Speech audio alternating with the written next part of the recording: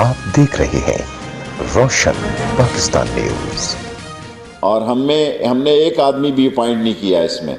ये सब पिछले दौर के लोग हैं, लेकिन हम हक समझते हैं कि 8-8, 9-9, 10-10 साल उनकी उम्र गुजर रही है और 30 साल की उम्र के बाद रोज़गार नहीं मिलता।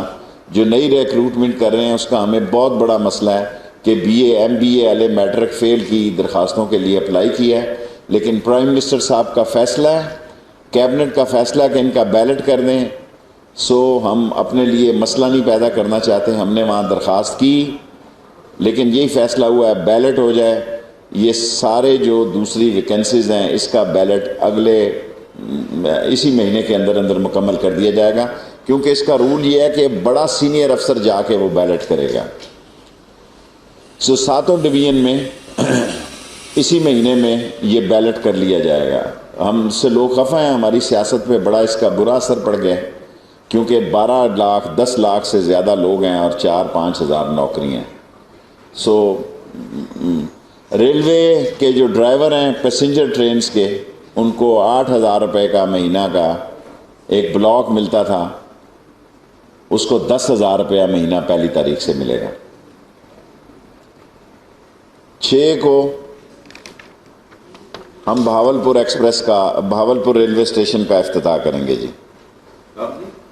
6 तारीख को 6 सितंबर को भावलपुर का इफ्तिताह करेंगे और 6 सितंबर के दिन ही जिना एक्सप्रेस का हम 500 रुपये का किराया कम कर रहे हैं। 2-2 रैक हम इकट्ठे कर रहे हैं।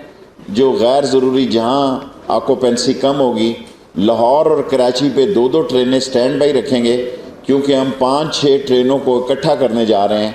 एक ट्रेन लेट हो, क्योंकि 5-5 घंटे लग जाते हैं, वॉशिंग का प्रॉब्लम है, 1-1 महीना लगेगा वॉशिंग लाइन में।